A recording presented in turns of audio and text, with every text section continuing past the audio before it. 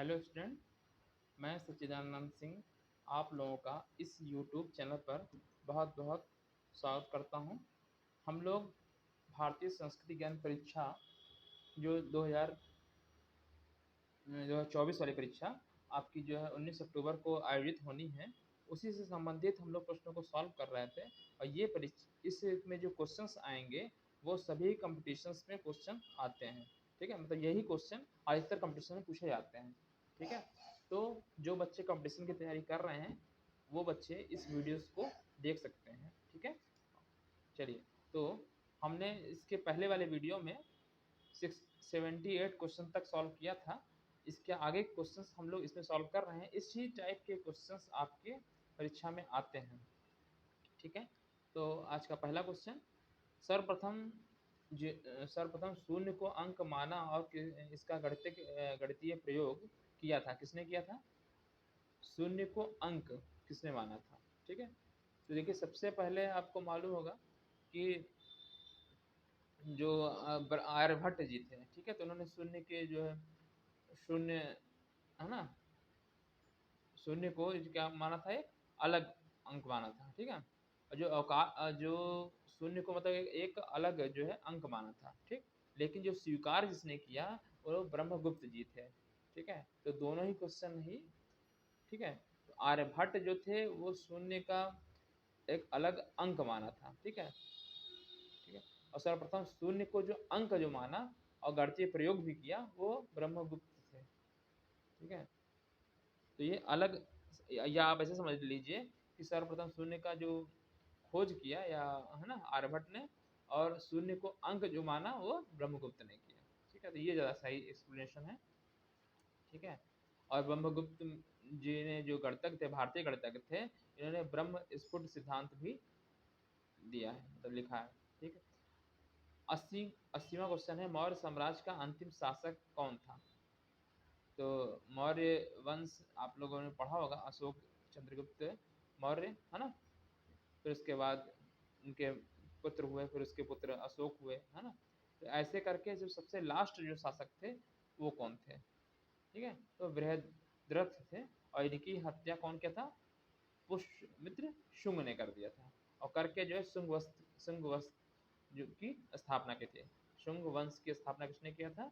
पुष्यमित्र ने, जिनके सेनापति थे। ठीक है, तो मौर्य साम्राज्य का जो अंतिम शासक था बृहद्रथ था, और इसकी हत्या पुष्यमित्र शुंग ने की थी, और शुंग वंश की स्थापना कर दी थी।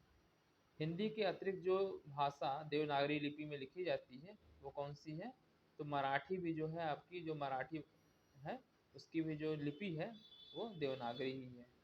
ठीक है, बस 82 क्वेश्चन देखिए, स्वामी तीर्थ राम तीर्थ के जीवन में दीपावली के पर्व जो प्रमुख घटनाएं घटी हैं, तो उसी दिन उनका जन्म भी हुआ है, उसी दिन संन्यास ग्रहण किया, और उसी दिन वो जन्म समाधि भी लिए थे। कौन? स्वामी राम तीर्थ। ठीक है, दीपावली के दिन। ठीक है, तो ये पूछता है, हजरत मूसा किसके किस धर्म के प्रवर्तक हैं? ठीक है, तो आपको मालूम होगा ये।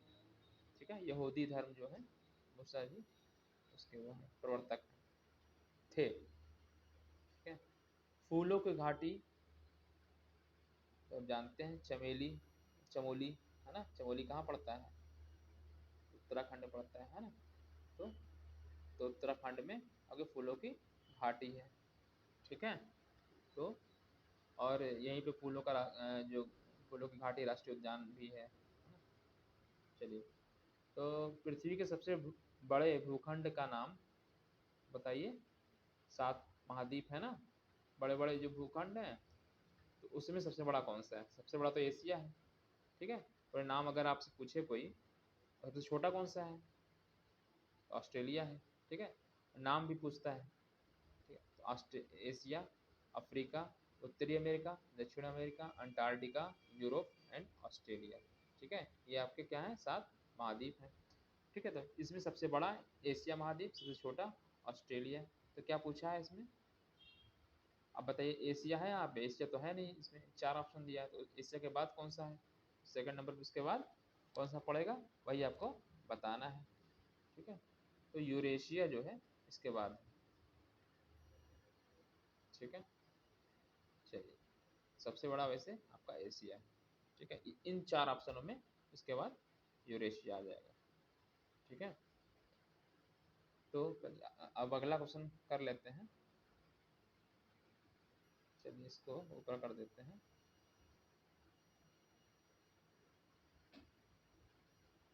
चलिए बताइए, कन्फ्यूशियस प्रमुख धर्म है, किसका है ये?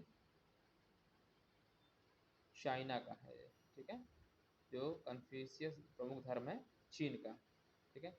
आदि शंकराचार्य द्वारा उत्तर दिशा में स्थापित मठ है, ठीक है। तो ये कौन सा मठ है उत्तर दिशा में, तो ये पूछ रहा है, बताइए इसमें।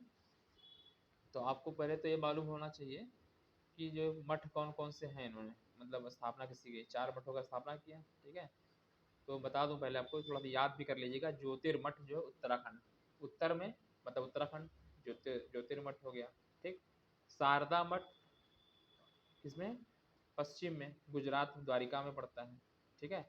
गोवर्धन पुरी उड़ीसा, गोवर्धन मठ जो है पूरी उड़ीसा में पड़ता है, ठीक है। ये पूरब हो गया।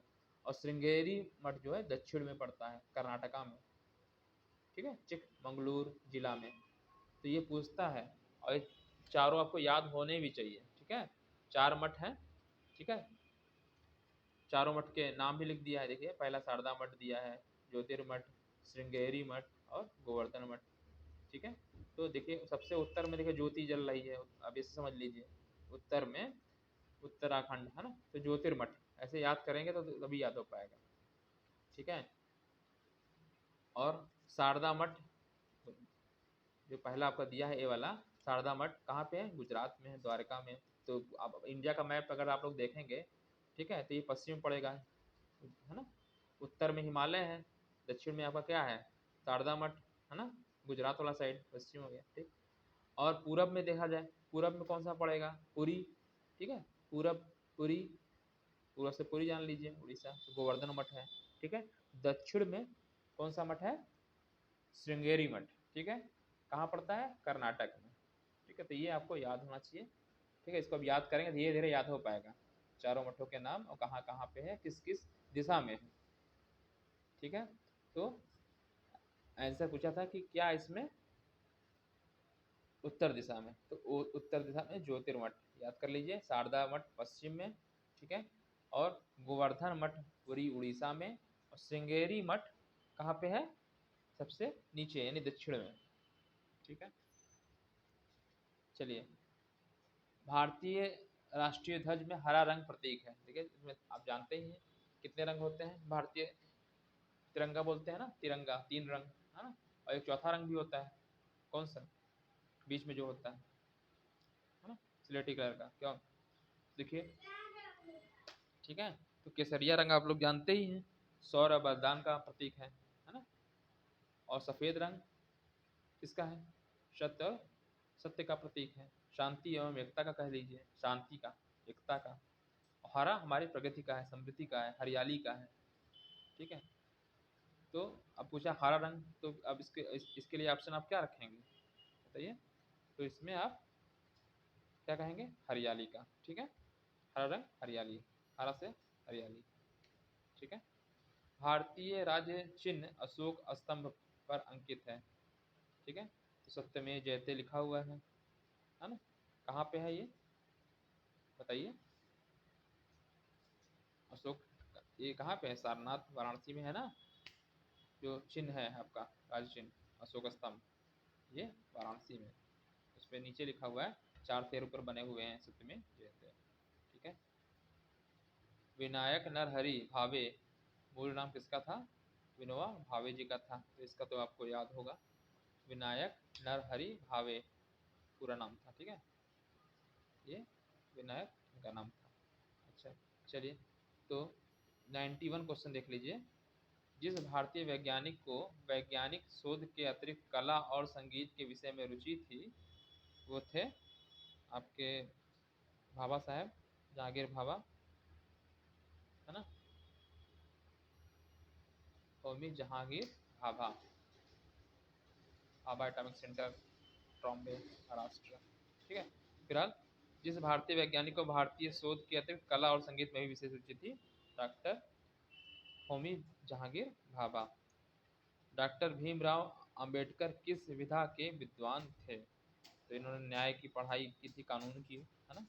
तो ये अर्थशास्त्र और न्याय के, न्याय शास्त्र के, है ना, कानून के विधा के विद्वान थे। ठीक है, और इससे भी बहुत सारे क्वेश्चन बनते हैं। 14 अप्रैल को उनका जन्म हुआ था भीमराव अम्बेडकर जी का 1891 में, है ना, MP में। ठीक है, मध्य प्रदेश में। और इनकी मृत्यु 6 दिसंबर 1956 को हुई। ठीक है, तो ये तो जन्म और मृत्यु तो याद ही कर लीजिए। 14 अप्रैल 1891, मृत्यु 6 दिसंबर 1956। ठीक है, और भारतीय संविधान के निर्माता थे। ठीक है, ड्राफ्टिंग कमेटी के अध्यक्ष भी थे, संविधान प्रारूप के, ठीक है, समिति के अध्यक्ष थे। और लंदन में जो गोलमेज सम्मेलन हुआ था उसमें दलितों के लिए प्रतिनिधित्व किया था, दलितों की तरफ से। ठीक है, प्रथम वित्त मंत्री रहे, मतलब बहुत ही पढ़े लिखे। हमको लग रहा है कि इंडिया में उतना पढ़ा हुआ कोई व्यक्ति नहीं था। ठीक है, और जो कह सकते हैं कुछ,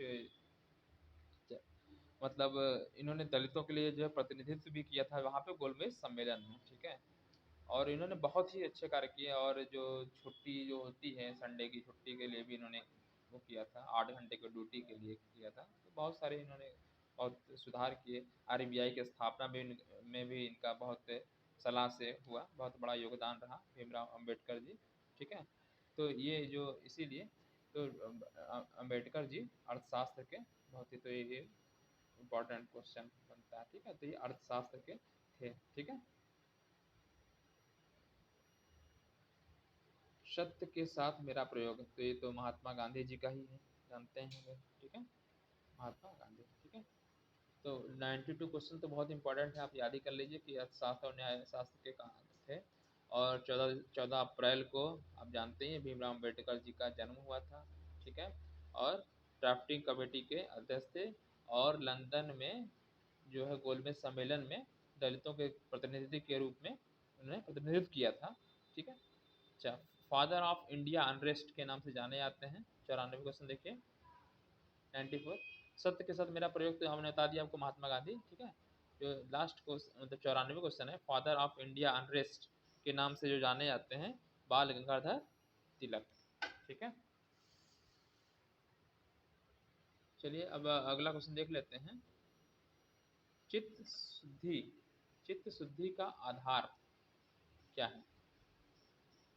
तो संस्कार, है ना? संस्कार मतलब मन शांत, ये सब चित्त शांत, तो ये सब क्या, संस्कार। हाँ, आत्मबल संपन्न व्यक्ति ओजस्वी, तेजस्वी, वर्चस्वी तीनों होता है।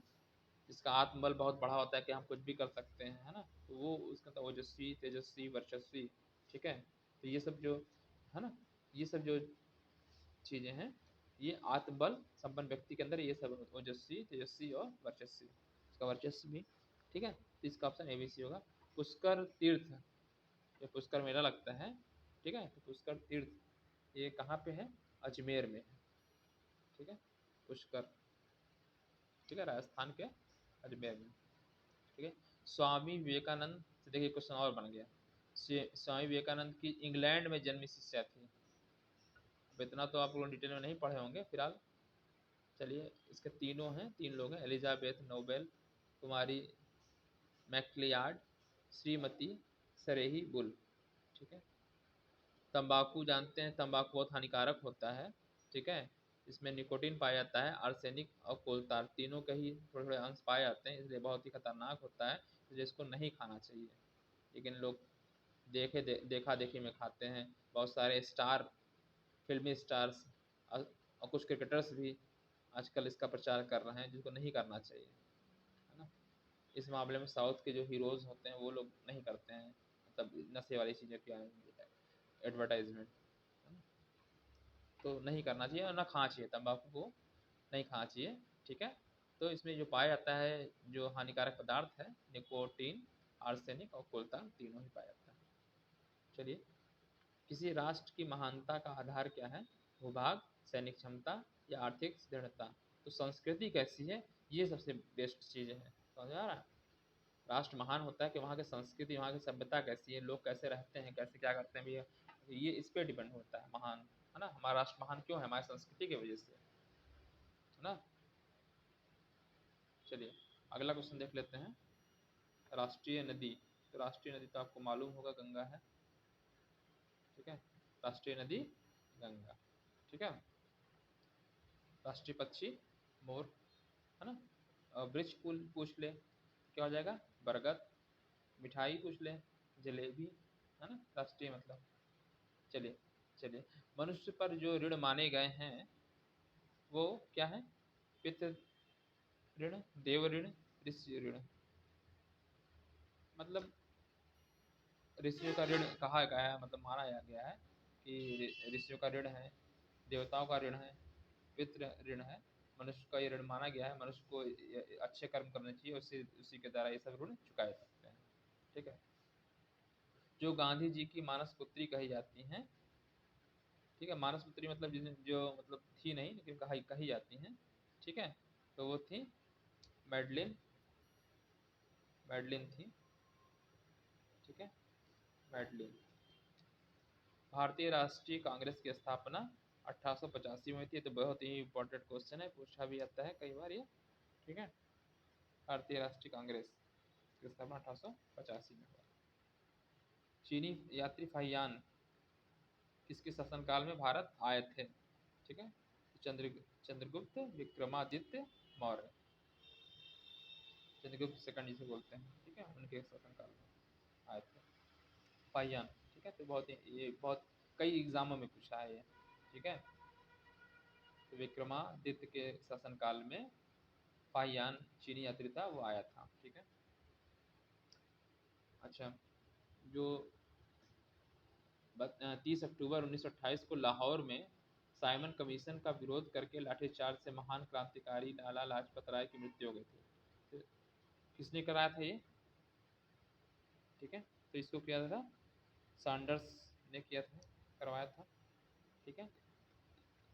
तो ये भी अच्छा क्वेश्चन है और पूछा जाता है। तो सबसे पहले पूछा जाता है कि, ठीक है, किस दिन मतलब ये लाठीचार्ज हुई थी? 30 अक्टूबर 1928 को, ठीक है। वहीं पे इनकी मृत्यु भी हो गई थी बाद में, ठीक है।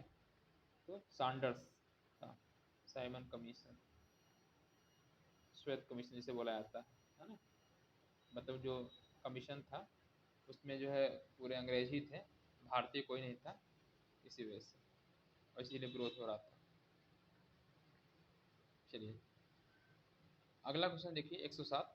महान क्रांतिकारी सरदार भगत सिंह ने जेल में जिन पुस्तकों की रचना की थी, स्वाधीनता की लड़ाई में पंजाब का पहला उभार, आइडियल ऑफ सोशलिज्म, आत्मकथा द डोर डेथ, ये तीनों ही किताब किसने लिखी थी?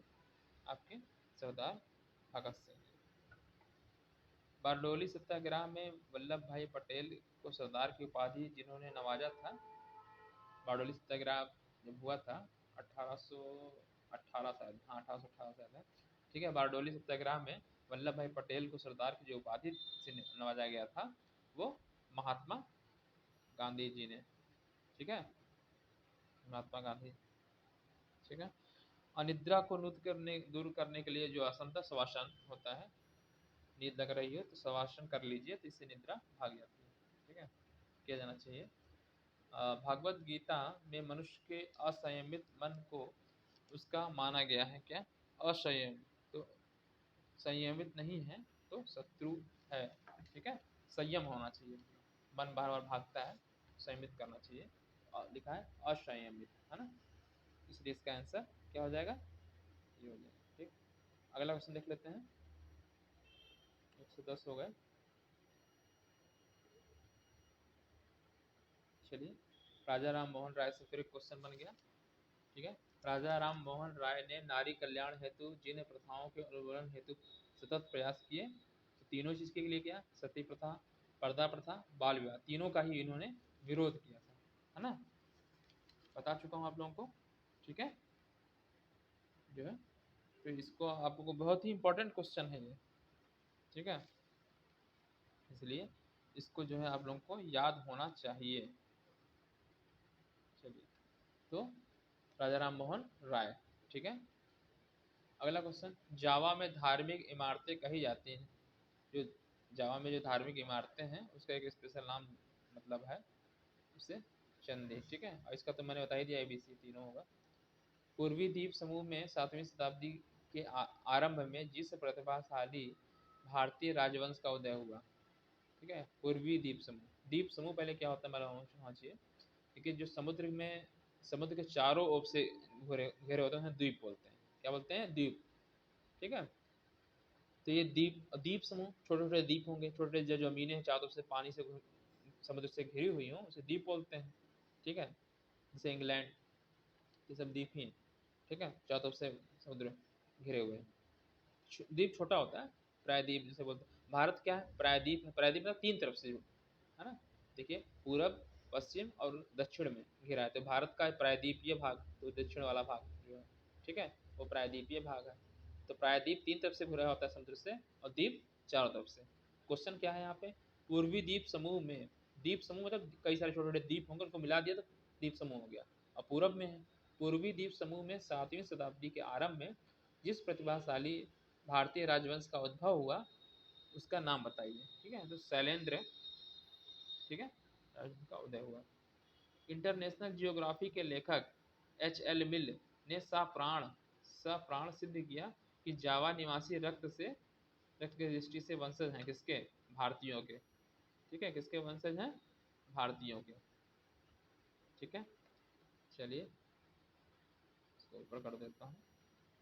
स्वर्णद्वीप समूह में स्थित सुमात्रा देश का प्राचीन भारतीय नाम क्या है? श्री विजयम, विजय, सॉरी विजयम नहीं, विजय। क्या होगा? श्री विजय। किसका नाम? स्वर्णद्वीप समूह में स्थित सुमात्रा देश का प्राचीन नाम क्या है? श्री विजय। ठीक है, चलिए, तो 16वां देख लेते हैं। जहाँ का राजवंश अपने अपने को राम का वंशज मानता है और रामाधिपति की उपाधि से संबोधित किया जाता है। ठीक है, रामाधिपति, रामाधिपति उपाधि से। ठीक है, तो इसका फिलहाल थाईलैंड होगा। ठीक है, तो जहाँ का राजवंश अपने आप को राम का वंशज मानता है और रामाधिपति की उपाधि से संबोधित किया जाता है, थाईलैंड। 117वां देखिए, भगवान बुद्ध के जीवन से संबंधित स्थल कौन सा है? लुम्बिनी नेपाल, बोधगया बिहार, सारनाथ कुशीनगर। तीनों तीनों ही भगवान बुद्ध से संबंधित हैं। ठीक है, लुम्बिनी में आप जानते हैं इनका जन्म हुआ था। ठीक है, और बोध गया बिहार में पड़ता है, वहाँ पे ज्ञान की प्राप्ति हुई थी। और सारनाथ ने पहला उपदेश दिया था। सारनाथ कहाँ पड़ता है? कुशीनगर लिखा है, फिलहाल सारनाथ वाराणसी में है। ठीक है, और कुशीनगर में निर्वाण की प्राप्ति। तो इसका फिलहाल तो जो चारों ऑप्शन है यहाँ पे, डुम्बरी में पैदा हुए थे, बोध गया में इनको जो है मतलब बुद्धत्व तो प्राप्त हुआ, है ना, ज्ञान की प्राप्ति। और सारनाथ में पहला उपदेश दिया था, कुशीनगर में इनकी मृत्यु हो गई। चलिए, तो 118वां देखिए, स्वतंत्रता प्राप्ति के समय जिन देशी राज्यों ने भारतीय संघ के साथ एकीकरण नहीं किया था, तो हैदराबाद और जूनागढ़ और मंगरोल, ये तीनों लोग जो है भारत में नहीं मिले थे, तो भारत को, ठीक है, ठीक है, सॉरी, तो ये तीनों ही राज्य जो थे आपके आपके इसमें जो है हैदराबाद को तो सैनिक से मिला लिया गया था, जूनागढ़ को भी जो है जनमत जनमत जो है जनमत करा लिया गया था, वहाँ से मिला लिया गया था। ठीक है, और हैदराबाद में सैनिक कार्रवाई से मिलाया गया था। ठीक है, और मांगरोल, बाड़ा बदर, ठीक है, ये भी हो जाएगा। ठीक है, उस टाइम जो सरदार वल्लभ भाई पटेल जी ने ही जो एकीकरण में बहुत भूमिका निभाई थी, और इनके जो सचिव थे मेनन साहब, उन्होंने एकीकरण में योगदान दिया था। तो सरदार वल्लभ भाई पटेल को इसलिए लौह पुरुष भी कहा जाता है। ठीक है, एकीकरण में भारत का एकीकरण किया था। ठीक है, जो अलग अलग छोटे रियासतें थी, ठीक है, तो उनको मिला करके एक किया गया था। उड़ीसा में जगन्नाथपुरी को अन्य नाम से जाना जाता है। ठीक है, तो ये फिलहाल श्री क्षेत्र, पुरुषोत्तम क्षेत्र, संघ क्षेत्र तीनों। गांधी जी ने 80 आश्रम वासियों के साथ दांडी कूच किया था। कब किया था? तो ये डेट पूछ रहे हैं, बताइए। 12 मार्च 1930। ठीक है, थोड़ा सा ऊपर कर दे रहा हूँ। ठीक है, 12 मार्च 1930। ठीक है, यहाँ पे दांडी मात्रा जो आपकी जो दांडी यात्रा थी शुरू हुई थी। ठीक है, कहाँ से? साबरमती से दांडी तक लगभग 241 मील तक की शायद ये। ठीक है, 241 मील तक। ठीक है, किस लिए हुआ था? जो नमक पे जो कर लगाया था उसके विरोध के लिए की गई थी। ठीक है, और ये आपका मैंने बताया कि 12 मार्च 1930 से शुरुआत की गई थी और 6 अप्रैल तक चली थी। 6 अप्रैल 1930 को ख़त्म कर दी गई थी। ठीक है, जब गांधी जी वहाँ दांडी पहुँच गए और नमक को हाथ में उठा करके जो है उन्होंने जो है उसका वो किया था। ठीक है, तो ये नमक कानून पे जो मतलब नमक पे जो कर लगा रहे थे अंग्रेज, उसका विरोध करने के लिए। ठीक है, कहाँ से कहाँ चला था? ठीक है, साबरमती आश्रम से कहाँ तक? दांडी तक, लगभग 241 मील, यानी मान के चलिए 350 से ऊपर किलोमीटर हो गया लगभग, उतना था। ठीक है, और 24 दिनों तक मतलब चली है। 12 मार्च 1930 से लेकर के 6 अप्रैल 1930 तक। ठीक है, तो ये याद होना चाहिए कब शुरुआत हुई कब खत्म हुई। 6 अप्रैल 1930 को खत्म हो गई। ठीक है, 24 दिन तक। ठीक है, चलिए लास्ट 121वां, रामचरितमानस का सबसे छोटा खंड कौन सा? देखिए आप लोग रामचरितमानस बहुत लोगों के यहाँ पढ़ी हुई जाती है।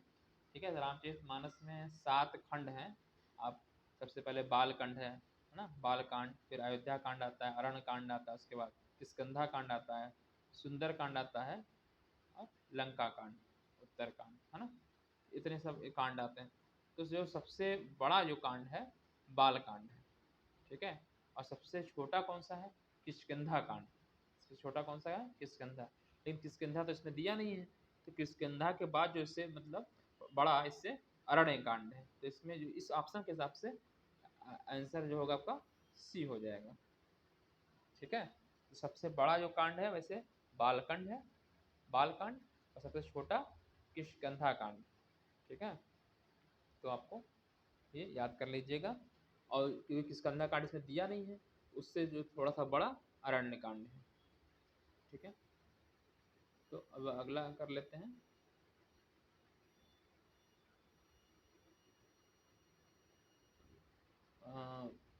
भारतीय भारतीय संस्कृति में जिस नदी को विष्णुपदी कहा गया, तो गंगा जी निकलती है विष्णु जी के पाद से, पैर से, है ना, इसलिए विष्णुपदी कहा गया है। ठीक है, तो रामचरित मानस सबसे छोटा कांड मैंने बता दिया आपको। इस ऑप्शन के हिसाब से आपका अरण्य कांड हो जाएगा ना, वैसे तो किष्किंधा है। ठीक है, चलिए, भारतीय संस्कृति में जिस नदी को विष्णुपदी कहा गया तो सब लोगों को मालूम है, गंगा नदी। ठीक है, ऋषिपत्तन जिस प्राचीन बौद्ध तीर्थ का नाम था। ठीक है, ऋषिपत्तन, तो सारनाथ को ही कहा जाता है ऋषिपत्तन, सारनाथ। ठीक है, ऋषिपत्तन किसे प्राचीन बौद्ध तीर्थ का नाम है? सारनाथ। ठीक है, और लुम्बिनी आप जानते ही हैं, लुम्बिनी में पैदा हुए थे।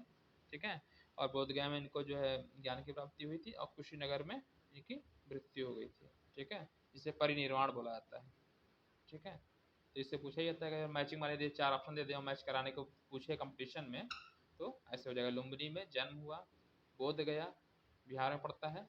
ठीक है, तो यहाँ पे क्या हुआ था, इनको ज्ञान की प्राप्ति हुई थी। सारनाथ ने पहला उपदेश दिया था, जो वाराणसी में पड़ता है, और कुशीनगर, ठीक है, ये भी बिहार में ही है, जहाँ पे इनकी मृत्यु हुई थी। अच्छा, अगला क्वेश्चन है, मौर्य समाज के संस्थापक चंद्रगुप्त मौर्य। तो चंद्रगुप्त मौर्य तो मालूम चल गया आपको कि कौन है, मतलब संस्थापक है। अब इन्होंने, इनकी जानकारी का स्रोत क्या है? इंडिका, कौटिल्य का अर्थशास्त्र, बुद्धचरित्र, या दोनों? तो इनका जो है आपका दोनों ही है। ठीक है, मतलब इंडिका, ठीक है, और कौटिल्य के अर्थशास्त्र से मौर्य वंश के स्थापना की मिलती है, क्योंकि इंडिका तो मेगास्थनीज था उस टाइम, है ना, आया था। ठीक है, और कौटिल्य के अर्थशास्त्र में भी जो है मौर्य साम्राज्य के बारे में जो अर्थशास्त्र है उसमें बताया गया है, वर्णन है उसका। ठीक है, अगला क्वेश्चन देखा जाए। चलिए, तो इसको थोड़ा सा ऊपर कर देते हैं। मौर्य साम्राज्य के पश्चात जिस वंश का उदय हुआ, तो मौर्य साम्राज्य, मैंने आपको बताया कि मौर्य साम्राज्य का जो लास्ट शासक था उसको हत्या कर दी गई थी शुंग वंश के द्वारा। किसने किया था? शुंग वंश के जो सेनापति थे, कौन? पुष्यमित्र शुंग ने, उन्होंने हत्या की। ठीक है, और शुंग वंश की स्थापना की। ठीक है, तो ये आपका हो गया। ठीक, अच्छा, भगवान बुद्ध द्वारा लिखी गई थी, जो जीवनी लिखी गई थी, किसके द्वारा लिखी गई थी? ठीक है, अश्वघोष द्वारा लिखी गई थी, बुद्ध चरितम में। ठीक है, बुद्ध थोड़ा सा हटा दे रहा हूँ, इस पे कर दे रहा हूँ, बुद्ध चरितम। ठीक है, जो महाकाव्य है किसने लिखा है? अश्वघोष ने लिखा है, और भगवान बुद्ध की जीवनी चरित्र इसमें लिखी गई है। ठीक है, प्राचीन भारत के गणितज्ञ थे, तो प्राचीन भारत के जो गणितज्ञ हैं, ठीक है, तो इसमें आपके तीनों ही हो जाएंगे, है ना, सब पुराने हैं सब, आर्यभट्ट, भास्कर और भास्कर द्वितीय। ठीक है, वैशाली के कुंड ग्राम में 599 ईसा पूर्व जैन तीर्थंकरों का जन्म हुआ था। किसका हुआ था? महावीर स्वामी का हुआ था। ठीक है, कुंडग्राम, ये पूछता है ये किस जगह पर हुआ था कुंडग्राम? कुंडग्राम कहाँ पड़ता है? वैशाली में। ठीक है, 599 ईसा पूर्व। ठीक है, वह पांडव जिन्हें गुडाकेश, तो ये तो अर्जुन का ही पर्यायवाची है गुडाकेश। ठीक है, ठीक है, और इन्हीं के लिए एक वर्ड और आता है, बाएं हाथ से का सव्यसाची भी बोला जाता है, सव्यसाची इनका पर्यायवाची है। और एक जो हिजड़ा मतलब वर्ड यूज होता है, तो वो भी इनके लिए यूज होता है। ठीक है, चलिए, देवताओं में वास्तुशिल्पी, तो शिल्पी का अर्थ जानते हैं विश्वकर्मा जी, है ना। विश्वकर्मा जब भी कहीं निर्माण निर्माण होती है तो विश्वकर्मा जी का होता है। आप देखते हैं विश्वकर्मा पूजा होती है 17 सितंबर को, है ना। तो ये उस दिन, तो ये वास्तु मतलब शिल्पी जो मतलब मकान कान या कंस्ट्रक्शन जो करते हैं या लोहे वाला काम करते हैं, वो लोग पूजा भी करते हैं ना। तो देवताओं में जो वास्तुशिल्पी का नाम कहा गया था, मतलब जो उनके लिए महल बनाना या इस टाइप से, तो वो विश्वकर्मा जी, भगवान विश्वकर्मा जी, इसीलिए उनको कहा गया है देवताओं के वास्तुशिल्पी का नाम क्या है था, तो विश्वकर्मा जी। चलिए, महाभारत युद्ध के समय मोहग्रस्त अर्जुन को श्री कृष्ण द्वारा दिए गए थे, तो गीता का उपदेश दिया गया था, है ना, रण क्षेत्र में। ठीक है, तो यही, तो अब इसमें तो कुछ आपको समझ ही रहे हैं, है ना, कि अर्जुन को ही श्री कृष्ण ने ये उपदेश दिया था। ठीक है, गीता गीता का उपदेश। ठीक है, तो वही कह रहे हैं मोहग्रस्त थे, मतलब उस टाइम उनको कोई सुत नहीं था, वो मोहित हो गए थे, समझ लीजिए। मतलब उन्होंने भगवान श्री कृष्ण ने माया फैलाई, पूरी चीज बताई उनको। ठीक है, ये चीज। चलिए, बीज गणित की शास्त्रीय पुस्तक लीलावती, तो पहले तो ये और होना चाहिए कि लीलावती में क्या है? बीज गणित का विवरण है। ठीक, तो लीलावती जो बुक है, तो इसके जो लेखक कौन है? ठीक है, तो भास्कर, भास्कर जो है इसके, किसके लेखक हैं? लीलावती के। ठीक है, तो लीलावती जो आप बुक है उसके अंदर जो कि अंक गणित भी है, बीजगणित भी है, ज्यामिति है, और त्रिकोणमिति है, खगोल विज्ञान, है ना। तो ये सब जो है आपका लीलावती बुक के अंदर है। अगला क्वेश्चन, वृद्धों से रहित सभा को सभा कहना उचित नहीं, ये किसने कहा? विदुर जी ने कहा था। ठीक है, विदुर, वृद्धों से रहित सभा को सभा कहना उचित नहीं है, विदुर। ठीक है, लामा, लामा लोग भगवान बुद्ध को जिस नाम से जानते हैं उन्हें क्या कहते हैं? शनप। ठीक है, शनप। आज का लास्ट क्वेश्चन, अतुल्यरम नामक योजना जिस क्षेत्र हेतु है वह है किसके लिए? राज्य साक्षरता मिशन के अंतर्गत। ठीक है, राज्य साक्षरता मिशन के अंतर्गत ये अतुल्य अतुल्यरम नामक योजना संबंधित है। ठीक है,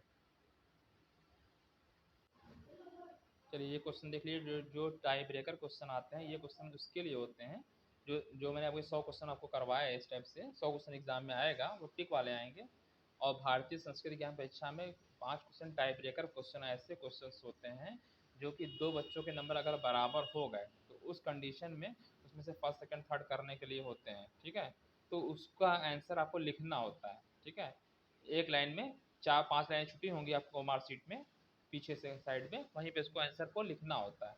ठीक है, जैसे पहला क्वेश्चन है, क्या है, भारत में स्वर्ण मंदिर, लाल किला, कोणार्क का सूर्य मंदिर एवं ताजमहल किस राज्य में स्थित है?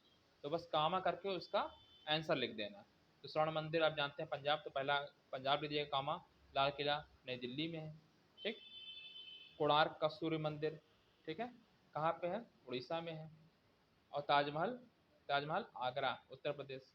ठीक है, तो बस कॉमा करके उसको लिखते चले जाइए। ठीक है, राज्य पूछा है, ठीक है, तो पंजाब, कॉमा नई दिल्ली, फिर कॉमा उड़ीसा और उत्तर प्रदेश। अब कहा भारत के 4 पड़ोसी देशों के नाम, तो भारत के 4 पड़ोसी देशों के नाम लिख दीजिए। बगल में आपके कौन पड़ता है? उत्तर में देखिए नेपाल, नेपाल है आपका। ठीक है, चाइना से भी हमारी बॉडी जो है ऊपर देखिए पड़ता है। ठीक है, तो ऊपर चाइना हो गया, नीचे इस साइड में अपन नेपाल हो गया। ठीक है, इसके बाद जो नेपाल के बाद आ जाइए बांग्लादेश पे आ जाइए। ठीक है, भूटान से हमारी सीमा लगती है। ठीक है, ये सब हो गया, म्यांमार से लगती है, श्रीलंका से लगती है, पाकिस्तान से लगती है ना।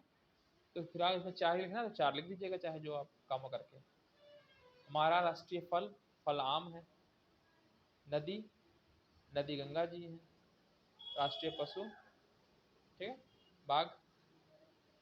राष्ट्रीय चिन्ह, अशोक चिन्ह हो जाएगा। ठीक है, इसमें सिंह, सिंह का बना हुआ है तो अशोक चिन्ह लिखिएगा। भारतीय संस्कृत के में जिन चारों को देवतुल्य माना गया है ना, तो मतलब देवता के समान माना गया है, माता पिता, है ना, गुरु, तो पहला तो गुरु ही हो गया, मतलब गुरु, गुरु को माना गया है, पिता को माना गया है, पिता को, और अतिथि देव, देव भाव अतिथि को, तो इनको हम लोग देवतुल्य माना गया है, गुरु माता पिता अतिथि। भारत के 4 दिशाओं में स्थित जो 4 मठ हैं उसके नाम बताइए। हाँ, धाम। ठीक है, तो गोवर्धन मठ, मठ आप लोग मैंने बताया था पूर्व में है, शारदा मठ पश्चिम में है, ज्योतिर्मठ उत्तर में है, श्रृंगेरी मठ दक्षिण में है। तो कामा करके लिख दीजिएगा, गोवर्धन मठ, शारदा मठ, ज्योतिर्मठ और श्रृंगेरी मठ। ठीक है, तो आज के लिए इतना ही। अगर आपको वीडियो अच्छा लगा तो मेरे वीडियो को लाइक करिएगा, चैनल को सब्सक्राइब करिएगा। ठीक है, और ये जितने क्वेश्चंस मैंने बताए हैं सभी कंपटीशन के लिए इम्पोर्टेंट है। ठीक है, थैंक यू, धन्यवाद, आपका दिन शुभ हो। जय हिंद, जय भारत।